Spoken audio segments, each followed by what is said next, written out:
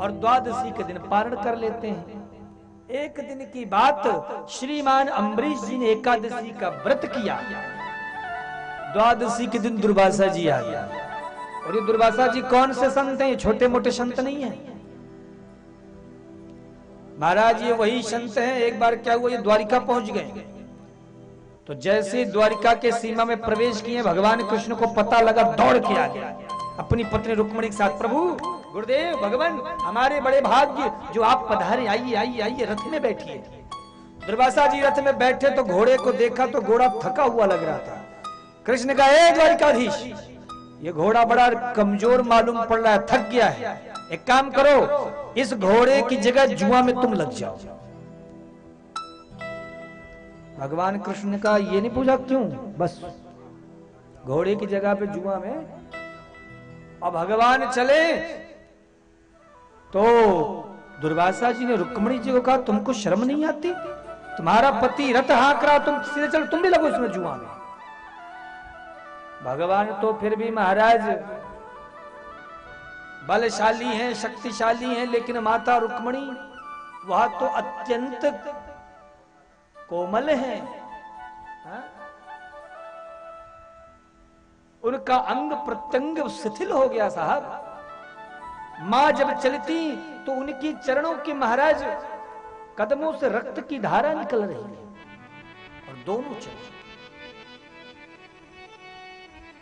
जैसे ही रथ से नीचे उतर करके और महल में पहुंचे, 56 प्रकार के विविध व्यंजन धर दिया गया। दुर्वासा जी के सामने खीर आई। दुर्वासा जी ने देखा, कहा, ए द्वारिकाधीश, मैं चाहता हूं ये खीर तुम अपने पूरे शरीर में लगा लगा। भगवान ने ये नहीं पूछा क्यों, बस उठाया कटोरा और पूरे शरीर में लेकर मलने लगे। पूरे शरीर के हर अंग में खीर लगाई, लेकिन पैरों में नहीं लगाई कि संत की प्रसादी है, चरणों में क्यों लगाऊं। इतने में दुर्वासा जी नाराज, तुमने हमारे वचनों का उल्लंघन किया है, तुमने चरणों में क्यों नहीं लगाया? बोले, प्रभु आपका प्रसाद था। बोले, मैंने कहा था कि तुम्हारे शरीर के हर अंग में खीर लगनी थी। जाओ, हम श्राप देते हैं, तुम्हारी मृत्यु का कारण ये तुम्हारे चरण ही बने। तो ऐसे विचित्र संत हैं दुर्वासा जी। शंकर जी के रुद्रावतार माने गए हैं शिव पुराण के अनुसार। वही दुर्वासा जी आज पहुंचे। अब द्वादशी लग गई थी तो बोले, देखो तुमने भी एकादशी करी, हमने भी एकादशी करी, तो पारण साथ में करेंगे। मैं थोड़ा सरयू में स्नान करके आ जाता हूं। इधर महाराज स्नान करने में दुर्वासा जी को लग गया विलंब। तो कभी कभी क्या होता है ना भगत जी, एकादशी के बाद द्वादशी लग जाती है और द्वादशी के कुछ ही छड़े बाद त्रयोदशी लग जाती है। तो अब पारण द्वादशी में होना चाहिए, नहीं तो व्रत खंडित। तो अब प्रश्न ये उठा कि संत को जिमाए बगैर भला हम कैसे भोजन करें? तो कुछ ब्राह्मणों ने कहा, महाराज आपका व्रत तो निर्जला है, इसलिए काम करो, थोड़ा जल पी लो एक कटोरी में, एक चम्मच में, तो आपका व्रत नहीं खंडित होगा। तो जैसे जल पीने को महाराज अम्बरीश जी उद्यत हुए, सोई दुर्वासा जी। अब दुर्वासा जी क्रोध में भर गए, तुमने हमारा अपमान किया है। ब्राह्मण दरवाजे पर भूखा हो और तुम प्रसाद ग्रहण करो तो अनुचित है। तुरंत अपने जटा उखाड़ी, जमीन पर पटकी, कृत्या राक्षसी उत्पन्न हो गई और वो महाराज अम्बरीश को खाने को दौड़ी। पर महाराज अम्बरीश जी घबराए नहीं, हाथ जोड़ लिया, महाराज यदि मैं अपराधी हूं, मैंने अपराध किया है तो मार दिया जाए। लेकिन जैसे ही चित्त में इतनी सी बात आई, सत्य कहता हूं माई बाप, तुरंत भगवान श्री हरि का सुदर्शन चक्र सामने प्रकट हो जाता है। प्रबल प्रेम के पाले पड़कर प्रभु को नियम बदलते देखा, अपना मान टले टल जाए पर भक्त का मान न टलते। माई बाप, वह सुदर्शन कृत्या राक्षसी को तो भस्म किया, उल्टा दुर्वासा जी के पीछे लग गया। दुर्वासा जी वहां से भगे, दौड़े दौड़े पिता ब्रह्मा के पास गए। पिताजी पिताजी पाहि माम, रक्षा करो। किससे? बोले सुदर्शन से। बोला अभी यहां से भागो। शंकर जी के पास गए, बाबा रक्षा करो, किससे? बोले नारायण के सुदर्शन से। बोले जिसका सुदर्शन उसी के पास जाओ। भगवान के पास गए, प्रभु रक्षा करो, आपका सुदर्शन मुझे भस्म कर देगा। भगवान कहते आई एम हेल्पलेस, मैं कोई मदद नहीं कर सकता। क्यों? सुदर्शन तो आपका है। ब्रह्मा ने शंकर के पास भेजा, शंकर ने विष्णु के पास भेजा, अब आपसे भी बड़ा कोई है क्या? तब भगवान भागवत में महाराज आज अपनी पराधीनता स्वीकार कर लेते हैं। रामचरितमानस में तो नारद जी ने बड़ा आरोप लगाया था प्रभु पर, परम स्वतंत्र न सिर पर कोई। लेकिन भागवत में भगवान कह देते हैं मैं भी हर निर्णय अपने से नहीं लेता हूं। तो बोले आप भी स्वतंत्र नहीं हो तो आपके ऊपर कौन है? आप किसके अधीन हो? तो भगवान कहते हैं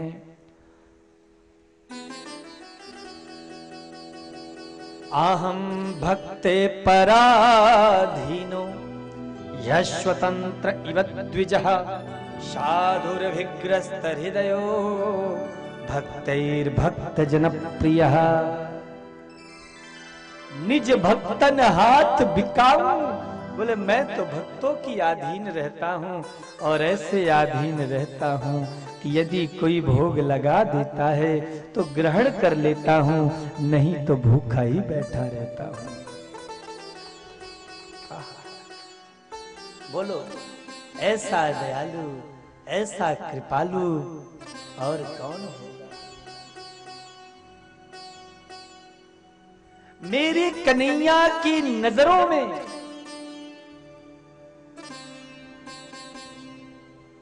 वह सुंदर नहीं है जो जगत को सुंदर लगता है। मेरे कन्हैया की नजरों में वह धनी नहीं है जो जगत की नजरों में धनवान है। शेष महेश गणेश दिनेश सुरेश जाहि निरंतर ध्यावे ताहि अखंड अनंत अनादि अचिंत्य अवैद्य सुवेद बतावे। नारद से सुख व्यास रहे पचिहारी पुनि कोई पार न पावे। ताहि अहीरे की छोहरिया छछिया भर छाछ पे नाचे।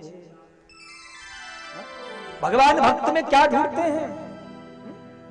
व्यारस चरणम ध्वस्त जावयो विद्या गजेंद्रस्य का जातिर विदुष्य यादव पदे रुग्रस्त किम पौरुषम कुब्जाया किम तत्र रूप अधिकम किम तत्सुदाम्नो धनम भक्त तुष्यति केवलम परमया भक्ति प्रियो माधव। चित्रकूट धाम में गए हो? चित्रकूट कौन कौन चित्रकूट जा चुका? हाथ ऊपर करके बताओ। गए हो? हाँ अब तो आई ही थी। एक बार जोरदार ताली बजा दो भाई चित्रकूट वालों के लिए। भाई देखो अब अपन कथा भागवत जी की करें, शिव जी की करें या गीता की करें, लेकिन अंदर से तो चित्रकूट के हैं तो प्रेम स्नेह तो थोड़ा विशेष रहता ही अपने तीर्थ के लिए, अपने क्षेत्र के लिए। दो जब राम जी गंगा पार किए और चित्रकूट पहुंचे तो कोल भील जिनकी प्रभु ने फल प्रसाद ग्रहण किए, जिनको गले से लगाया, साहब वो तो जाड़े के 4 महीने बिना नहाए निकाल देते। तो भगवान ये नहीं देखते कि तुम दिन में कितनी बार नहाते हो। तो बोले उम्र देखते होंगे, जिसकी दाढ़ी सफेद हो गई होगी, बाल सफेद हो गए होंगे, बूढ़ा हो गया होगा, उसी को भगवान कहते होंगे एव मस्तु। बोले ध्रुव जी कल सुनाई थी ना कथा, कितने साल के थे ध्रुव जी? मात्र 4.5 वर्ष के, और भगवान मिल गए। तो बोले जो पढ़ा लिखा होगा, जो शास्त्री आचार्य MA PhD फलाना ढिकाना। बोले गजेंद्र कौन सी यूनिवर्सिटी से डिग्री लेके आया था? का विद्या वीरेंद्र सका। तो बोले जो ऊंची जाति का होगा, जो महाराज साहू होगा, बरकुर होगा, पटेल होगा, उसी को दर्शन देते होंगे। बोले का जाति विदुरस्य यादव पते। तो बोले जो बलशाली होगा, बोले उग्रस्य किम पौरुषम, उग्रसेन का तो उसका बेटा ही उससे राजसत्ता छीन लिया। तो बोले जो बहुत सुंदर होगा, खूब महंगा महंगा फेशियल करा के आते होंगे, जो खूब महंगा महंगा पाउडर लगा के आते होंगे, उसी को दर्शन देते होंगे। बोले कुब्जा या किम तत्रूप अधिकम, कुब्जा कौन सी विश्व सुंदरी थी? तो बोले जिसके पास पैसा रुपया की खूब गड्डी होती होगी, खूब बड़े बड़े महल बने होंगे, 2-4 लंबी लंबी गाड़ियां होंगी, विदेशी संगमरमर पत्थरों के घर बने होंगे, उसी के घर में भगवान आते होंगे। बोले किम तत्सुदाम्नो धर्म, सुदामा के पास कौन सी संपदा थी? तो भगवान क्या देखते हैं? भगवान ओनली फॉर, केवल एक ही चीज भक्त में देखते हैं, वो ये देखते हैं कि इसका मेरे प्रति प्रेम कितना है।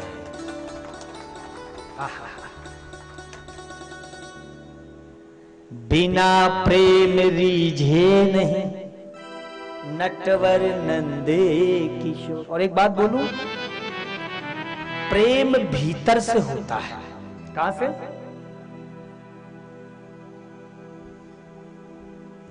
आजकल लोगों ने प्रेम का अर्थ गलत लगा लिया है। प्रेम महाराज इस हाड़ मांस की चमड़ी को देख के नहीं होता है साहब।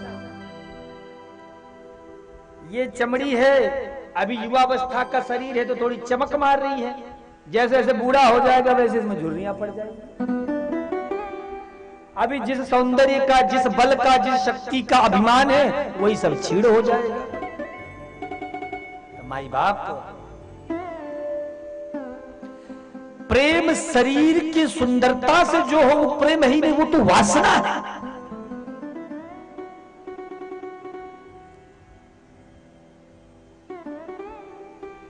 आजकल के दुनिया में लोगों ने प्रेम का गलत अर्थ लगा लिया है।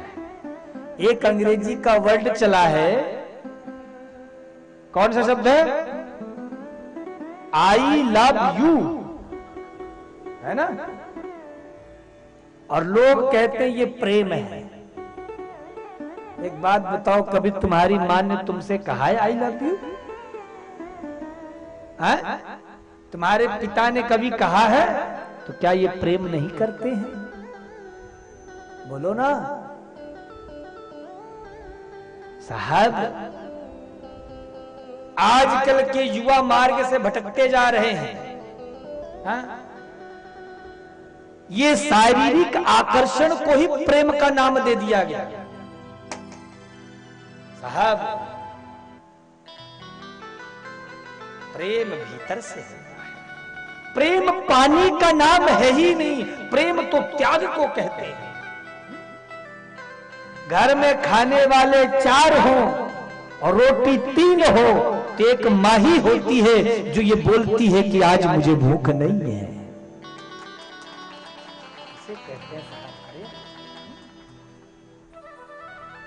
बालक चाहे काला हो, गोरा हो, लूला हो, काना हो, लेकिन हर माता पिता के लिए उसका पुत्र सबसे प्रिय होता है, सबसे सुंदर होता है।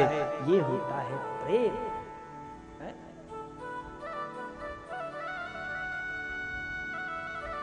आजकल के लोगों का तो प्रेम भी बदलता रहता है। एक बार हम कहीं कथा करने गए थे तो एक भगत जी आए, आओ हम तुम्हें महाराज जी से मिलाते हैं, आओ हम तुम्हें पर्सनल रूम में लेके जाएंगे, महाराज जी से मिलवाने। लेके गए, Maharaj ji he is my best friend, मेरे बड़े प्रिय मित्र हैं। अच्छा महाराज, हमें प्राणों से भी प्रिय है, बहुत प्रेम है हमारा इनसे। हमने कहा अच्छा ठीक है, लो भाई चलो 1-2 सेल्फी भी खिंचवा लिया, जाओ। 2-4-6 महीने बाद फिर आए, इस बार किसी दूसरे को पकड़ के ले, Maharaj ji he is my best friend. मैंने कहा अभी 4 महीना पहले तुम किसी और को कह रहे थे। बोले नहीं महाराज जी, उससे कट्टी हो गई, वो बेकार धोखा दे दिया। अब हमारे लिए ये प्राण प्रिय हो गए हैं। पहले वो प्राणों से प्रिय मित्र थे, अब हमारा प्रेम इनसे हो गया है। तो हम महाराज ऐसे सांसारिक लोगों के प्रेम को प्रेम कहते हैं। प्रेम महाराज भीतर के तत्व को कहा गया है। प्रेम कोई छोटी मोटी बात नहीं है साहब। मेरा कन्हैया इन गोपियों के पीछे पीछे जो नाचता रहता है, ये क्या कोई बहुत सुंदर थी? अरे गांव की गवारियां थी साहब, तो क्या ये बहुत पैसे वाली थी? अरे साहब दही माखन बेच के गुजारा करती थी। तो ठाकुर जी मेरे कन्हैया इनके पीछे पीछे क्यों घूमते थे? इसलिए क्योंकि उन ब्रजवासियों के भीतर एक ही भाव था, कृष्ण कृष्ण हमारा है और हम बस।